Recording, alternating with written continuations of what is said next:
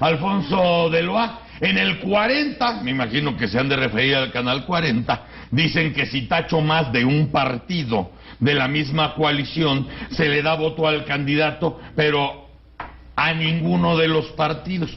Qué bueno que preguntas eso. Y así empezamos a platicar con Alfredo Figueroa, que es consejero del Instituto Federal Electoral. Muchas gracias, Alfredo, por estar esta mañana, Grosso, buenos días. Marisa, Leopoldo, buenos días. Qué gusto, bienvenido. Qué bueno que nos vemos y qué bueno que nos vemos para estos motivos. Ya se viene el 1 de julio, ya se viene el domingo y la gente pregunta mucho, lo cual es muy bueno. Y ustedes han estado en total disposición para responder, lo cual también es muy bueno.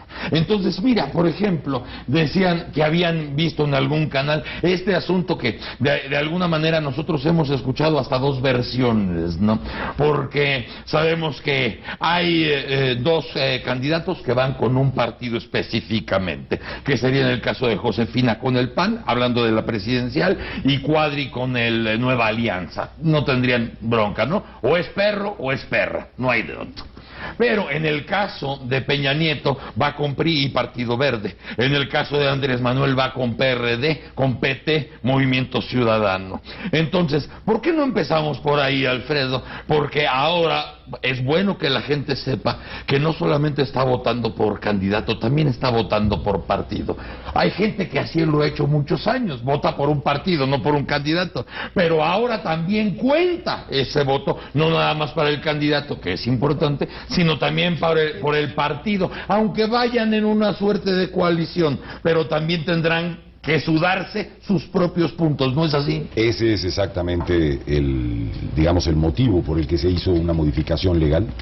Efectivamente, a partir de la elección de 2009, gracias a la modificación legal hecha en 2007 y 2008, los ciudadanos encontramos a la hora de llegar a la casilla una boleta en donde ya no vemos emblemas coaligados de los partidos que estaban coaligados. Y recordamos, por ejemplo, el emblema del 2006 del caso de la coalición por el bien de todos, de Andrés Manuel López Obrador.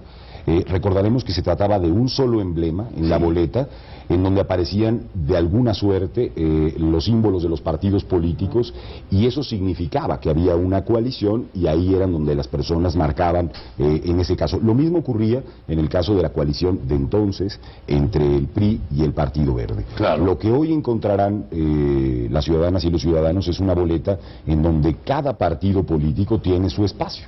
Sí. ¿Esto qué quiere decir? Quiere decir que debajo, al lado de cada uno de los emblemas, encontrarán el nombre del candidato, la candidata, y aparecerá en distintas ocasiones en la boleta, con el propósito justamente de que los ciudadanos puedan votar por el candidato que prefieran, y si este está coaligado, también por uno de los distintos partidos que conforman esa coalición. Antes en la coalición, porque así se ponían de acuerdo los partidos, bueno, ahí van a ir todos los votos y luego nosotros nos repartimos. Exactamente, y ahora esto no será posible. Antes, por ejemplo, la permanencia de alguno de los partidos que tiene menor votación dependía de un acuerdo de coalición entre los partidos. Ese era el chiste. Yo me voy a unir a ti, pero tú me vas a hacer sobrevivir. Bueno, un poco lo que se llamó entonces en la reforma del 2007, había un intento de algo que se llamó la vida eterna, ¿no? Así es. No, en esta ocasión los partidos políticos tendrán que tener el número de votos suficientes, al menos el 2%, para permanecer en el sistema de partidos. Pero también hay que decir que aún permaneciendo, van a tener las prerrogativas, es decir, el dinero público que pagamos todos de los partidos políticos en función del número de votos que efectivamente obtengan. Claro. No merced a un acuerdo, digamos, entre los propios partidos políticos. Por eso tiene sentido que la boleta tenga hoy todos estos emblemas de los partidos políticos. Aquí traigo alguna, si quieren. Sí, y aquí las tenemos. Y las vamos a poder proyectar. Es importante que se sepa, pues, que hay que elegir al candidato y marcar alguno de los emblemas que se tienen. Y que la gente no se espante, porque claro, de todas maneras el candidato de su preferencia recibirá el voto. Sin o duda. sea, si va Andrés Manuel, en el caso de Andrés Manuel va por el PRD, por el PT y por el Movimiento Ciudadano, Sí. que sería este el caso, Sí. ¿no? Entonces, si la gente nada más marca PRD, sí, ese es para el candidato. Y para el partido. Y para el partido. PRD. Exacto, si fuera el caso del PRD. Sí. Si fuera el caso que marcan PRD y PT, va para el candidato. Y para los dos partidos. Ese es el asunto. Este es el tema. Es decir, esos votos se van a acumular en los 300 distritos electorales por distrito, y una vez contados todos los votos que sean, por ejemplo, PRD-PT, se van a dividir entre dos. Que eso ya lo harán el miércoles siguiente, ¿no? Es correcto. Que es el gran conteo. Exacto, cuando ya entramos al conteo oficial. Porque primero se van, vamos a decir, con el voto al candidato, es correcto, que eso es lo que hay que aglutinar primero, porque habría quien podría decir, porque así somos, decir, no, yo voy a tachar los tres para machinar a Andrés. O sea, como si le hicieran pues, el favor completo, ¿no? Vamos a decir. Y entonces PRD, PT y Movimiento Ciudadano. Esto ya quiere decir igual un voto para el candidato. Nada más que ese voto, en el conteo final, los partidos tendrían que dividírselo entre tres. Es correcto, Bros. Y es correcto, además, y decir que cuando la gente me pregunta, bueno, ¿y qué pasa cuando la división no es exacta y queda un voto non? Bueno, simplemente ese voto se irá al partido que haya tenido más votos en ese distrito. Ah, así es como se reparte ese voto. Se resuelve ese voto. O sea, no se queda en punto 33 periodo. No se puede dividir un voto. En realidad lo que hacemos es dividir un voto en sí mismo, no se puede. Se acumulan por ello y se dividen entre el conjunto de partidos, y la ley establece que aquel voto que fuese sobrante va para el partido que tuvo más votos en ese distrito. Ah, mira, qué interesante. Esto era muy importante que lo tuviéramos todo muy claro. Esto en el caso de estos tres partidos. En el caso de Peña Nieto sería PRI Partido Verde. Es correcto. Y sería exactamente el mismo asunto. El mismo tratamiento. O sea, aquí lo que sería bastante sano, hablando, vamos a decir cívicamente, en una cuestión ciudadana, es que uno también empezara a calificar a los partidos, ¿no? O sea, aquí desde luego no vamos a hacer invitación a nada de esto. Nosotros no estamos en la postura para hacerlo, pero sí para decir, ahora todos nosotros como ciudadanos, puedes decir, bueno, tu voto va a ser para Peña, va a ser para Peña vía PRI, va a ser vía Partido Verde, va a ser vía los dos. Eso es una decisión del ciudadano, porque a lo mejor la gente puede decir, en el caso tanto de Andrés Manuel como de Enrique Peña, decir, yo le voy a dar mi voto a tal partido porque el otro a mí nunca me ha convencido. Por ejemplo, y es perfectamente válido, perfectamente legítimo, y además tendrán que saber que al votar, por ejemplo, por uno u otro, sí tiene una repercusión en términos de la lista de diputados plurinominales, de senadores de la República en el listado. Entonces, eventualmente, cada partido, ahí sí están separados, tiene ciertamente candidaturas uninominales comunes. Claro. Pero tienen sus propias listas, en el caso de esos partidos, de candidatos plurinominales. En otras votaciones se anulaba el voto cuando se seleccionaban dos opciones. Ahora hay que decir que nada más se va a anular cuando se ponen más de una, en caso de presidente exclusivamente, ¿no?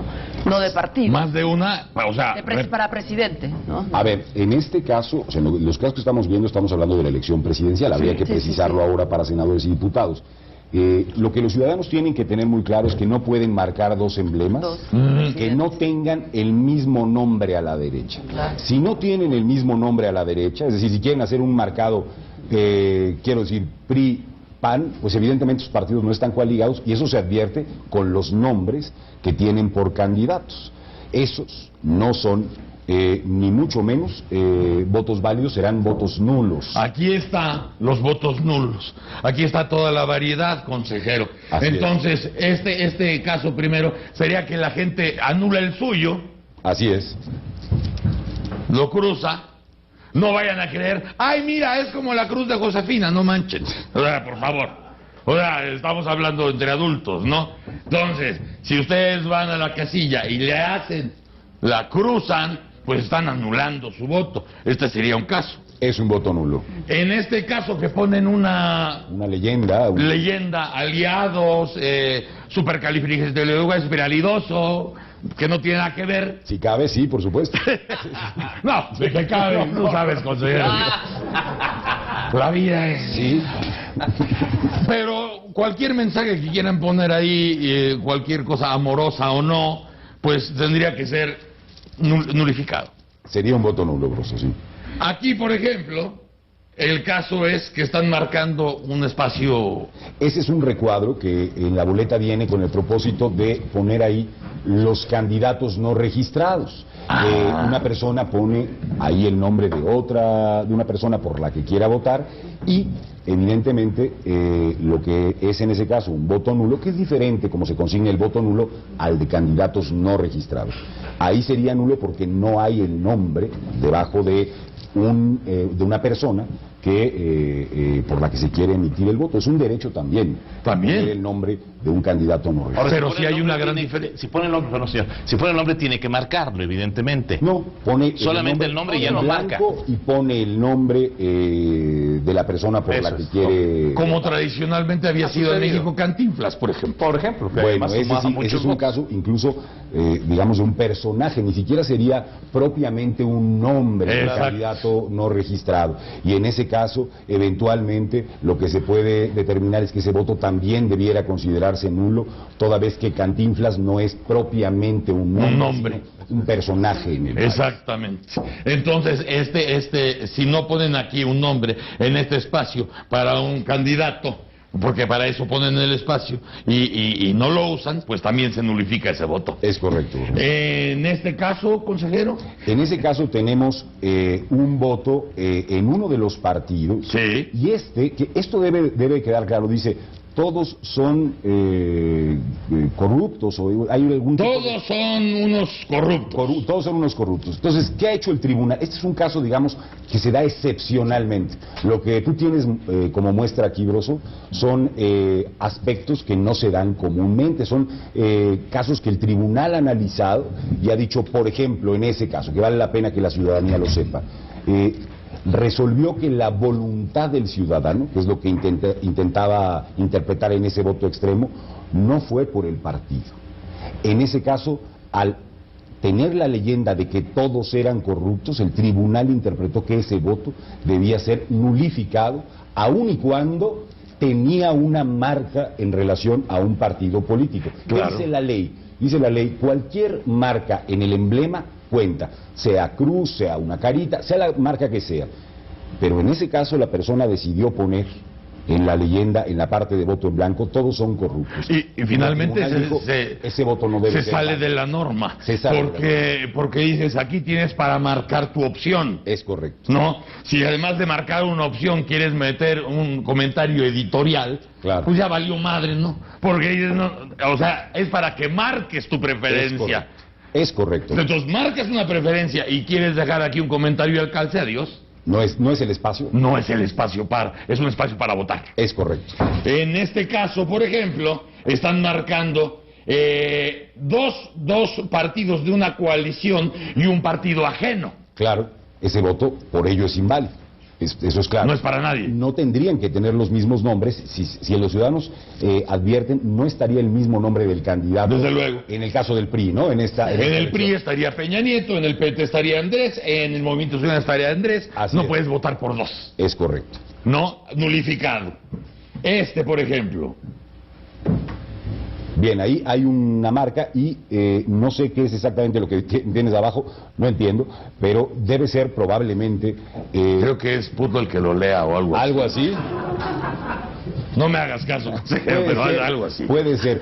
Lo que ahí interpretó el tribunal, y esto también debe quedar claro, es que lo que quería era el ciudadano establecer su punto de vista sobre ese partido, pero no votar por él.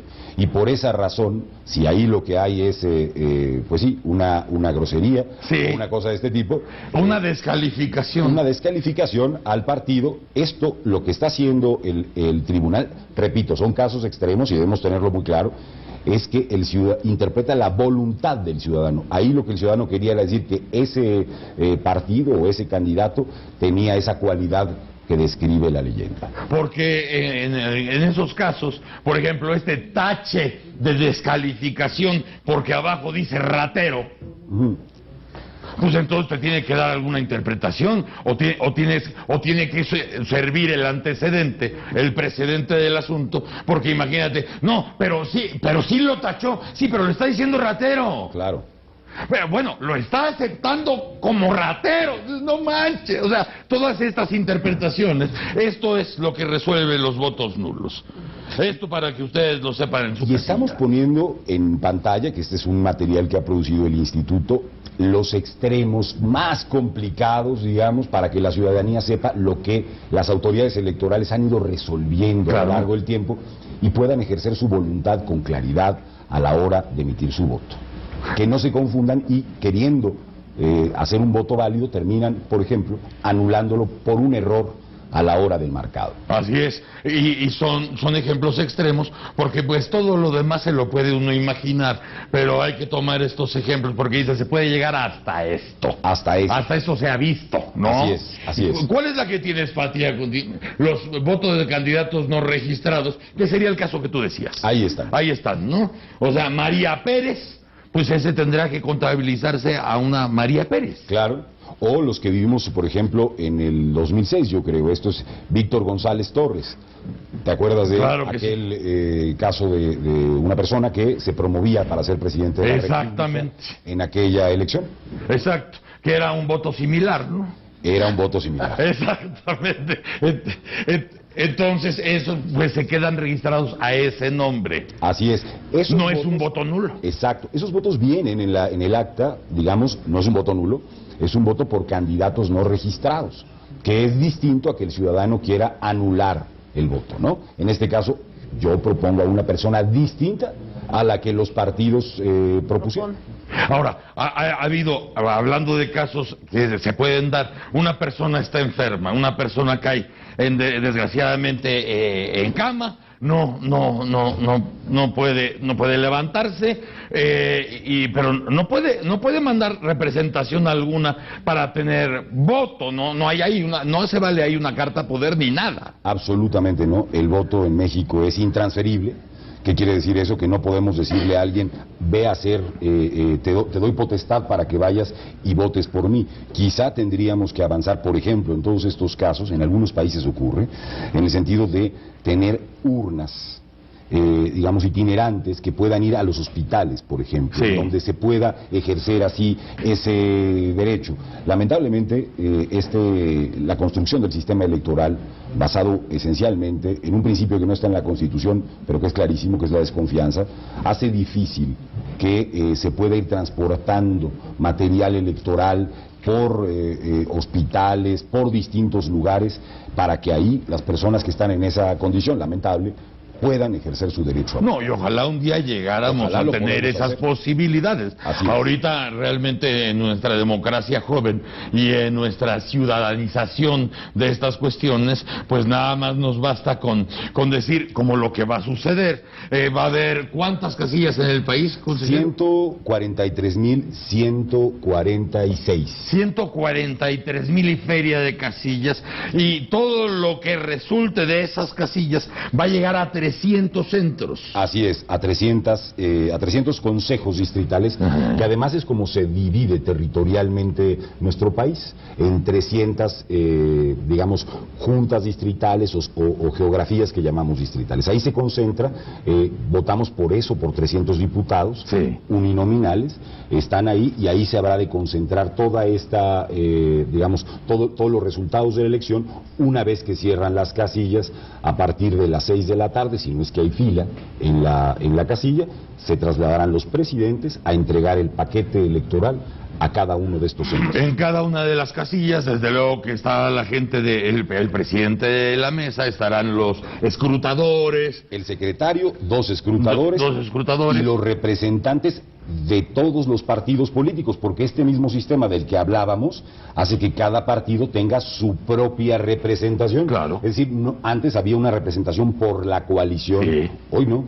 Hoy tenemos representantes de todos los partidos. El dato que veníamos leyendo en la mañana es que tenemos prácticamente ya inscritos casi 2 millones de representantes de los partidos políticos que estarán ese día en la casilla en cada una de ellas. No solamente estarán cuidando a su candidato, sino también la supervivencia de su partido, lo cual a nosotros nos sirve mucho porque se están cuidando los unos a los otros, además de los observadores electorales. Claro, además ese día los observadores van a poder estar en la casilla, van a poder estar en su apertura. Los observadores sí pueden, a diferencia de los representantes de los partidos políticos o de los funcionarios de mesa directiva de casilla, transitar entre casillas.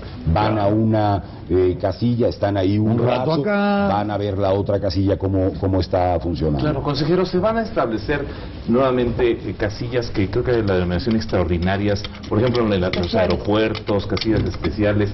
¿Esto fue también motivo de alguna polémica en su momento por la larga fila o porque se acababa la papelería? ¿Qué hay sobre este tema? Bueno, tenemos 3 tipos de casillas en el país. Tenemos las casillas básicas, sí, las casillas habituales, de esta nominal. Tenemos casillas extraordinarias. ¿Cuáles son estas casillas? Tenemos, por ejemplo, una pequeña sección electoral, pero en medio hay una barranca. Y los ciudadanos no pueden cruzar esa barranca con facilidad para llegar a la casilla. Entonces en esa sección colocamos una parte de la lista nominal acá y otra parte en la zona en donde los electores tienen más cercanía para poder ejercer su derecho a votar. Eso se llama casilla extraordinaria. Y luego tenemos otro tipo de casilla, que es la que hace referencia, que ha generado elección con elección algún tipo de problemática, que son las casillas especiales para los electores en tránsito, para quienes están de viaje ese día, y en ellas solo hay 750 boletas y se pone un número limitado. La ley establece que se pueden establecer hasta 5 por distrito. En este caso tendremos 902 frontera en todo el país, en la frontera, en los aeropuertos, en las estaciones de camiones, en los zócalos. Pero cada una no tendrá más de 750. Solo 750. O sea, que quien quiera usarla tendrá que usarla muy temprano. Muy temprano, a buena hora, y también es importante que revisen si hay alguna cercana. Es decir, si ven que en la que van está una fila de más de 750, pues no tendrá caso. Se empiezan incluso a repartir por parte de los presidentes de mesa directiva de casilla boletitos para poder decir, hasta aquí vamos a llegar. Sepa que usted que está formado ya no le va a tocar por el número de boletas que tenemos. El tiempo se nos termina, consejero, y hay 2 cosas que tenemos que nombrar a fuerza. El conteo rápido. Sí. El conteo rápido, a diferencia de los exit polls o las encuestas de salida que se hacen a base de preguntas, de la gente que va saliendo. Así es. El conteo rápido que hace el IFE, lo hace el IFE y lo hace en base a actas. Es correcto. Lo cual, en un muestreo que será enorme y que tendrá la muestra suficiente como para dar la certidumbre, será en base a actas. Eso es lo que se va a dar a conocer después de las 11 de la noche. Así es un muestreo de 7.500 casillas a lo largo del país, de estas 143.000 que decimos, 7.500, y para mostrar, digamos, un dato sobre la eficacia que tiene el conteo rápido, podemos decir que los datos que no dio aquella noche el consejero presidente del IFE, Luis Carlos Ugalde, marcaban una diferencia entre el primer lugar, que fue en ese mismo conteo Calderón, y López Obrador, de .33. La diferencia final sancionada por el tribunal sería de .56. Así es. Nada más para advertir el tipo de precisión que algunos de estos instrumentos estadísticos nos dan como una tendencia, y a diferencia esta vez de entonces, exista la diferencia que exista, se darán esos resultados, aún señalando que esa tendencia no permite establecer quién es el que posiblemente esté por encima de las preferencias. Eso es muy importante, y esta es la gran diferencia en estas elecciones del próximo domingo. A las 11, máximo 11:45, el consejero presidente del IFE saldrá en cadena nacional a dar los resultados del conteo rápido. Es una muestra, como decía el consejero, muy exacta, una foto muy buena de lo que ha sucedido a partir de ese domingo, y desde luego el PREP, que además hoy el horario de las casillas antes de irnos es a partir de las 6 de la tarde se cierran, a las 8 de la mañana a las 6 de la tarde. De las 8 de la mañana a las 6 de la tarde. Consejero. En los 3 usos horarios. En los 3 usos horarios, de las 8 a las 6. Gracias, consejero. Grosso, gracias a usted. Estaremos muy pronto en contacto. A la orden, Marisa. Para la tele, gracias. Nos seguimos en radio y para internet en todo el mundo. Si tienen tele, ahí se ven. ¡Hola!